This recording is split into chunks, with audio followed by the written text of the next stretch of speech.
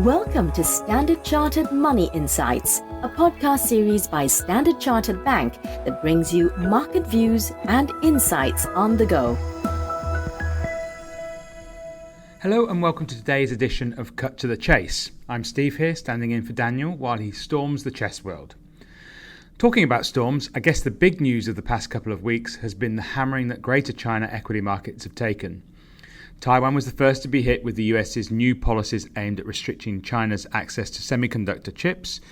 Then it was Hong Kong's turn as they reacted negatively to the Hong Kong policy address, although there's a lot to like in that statement, but hopes for further easing of COVID measures were dashed, at least for now. And yesterday, of course, both offshore and onshore China equity markets have taken a bath over concerns that the new China leadership team may pursue policies that favour labour over capital to the detriment of investors in Chinese assets. The Hang Seng Index was one of the worst affected, of course, and falling to the lowest levels we've seen since 2009 at the depths of the global financial crisis. It was not all bad news. On the economic front, Q3 China GDP data was stronger than expected, supported by strong industrial production and export data in September, with the latter being boosted by strengthening intra-Asia trade and strong exports to Russia.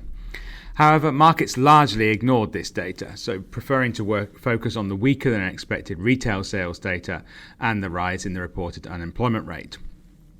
So for investors looking forward, the key question is how much of the bad news has already been priced in? And the answer to that is obviously quite a lot. The forward price earnings ratio now is trading towards the bottom of its 10-year valuation range. The second question then is, what could be the potential catalyst for a re-rating? Much of the concern being voiced by China analysts is the risk that the new China leadership team will be less constrained by differing voices and opinions, and therefore could make rash decisions that they could later regret, or at least could be to the detriment of the private sector. However, there are two caveats I'd like to point out to this. First, while at Standard Chartered CIO office, we certainly believe in the value of diverse opinions and integrating these is a critical part of our investment process. There are the benefits of a team with a similar worldview, as they can implement things a lot more quickly. So if you think about it, if the Chinese authorities were to focus on the increase in unemployment rate and the still weak retail sales, rather than the better than expected GDP data, it is possible that they would implement further stimulus more quickly or more dramatically than the market currently expects. Second, as our North Asia CIO Raymond Cheng points out in a note today, there are a few areas that the authorities are likely to focus on in the coming years, which will create opportunities for investors. And these areas include such things as energy and supply chain security, technological innovation and self-sufficiency, green development, and consumption.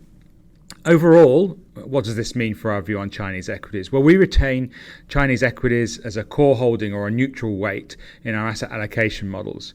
And we do have a preference for onshore equities over offshore equities, as we see these being more aligned to China's policy objectives. However, given how cheap the markets are, we are alert to the potential outsized impact of a positive catalyst. On that note, that's all we have time for today. Thanks for listening in, and I look forward to talking to you again tomorrow. Thank you for listening to Standard Chartered Money Insights, a podcast series by Standard Chartered Bank. For more details on the latest market insights, subscribe to Standard Chartered Money Insights.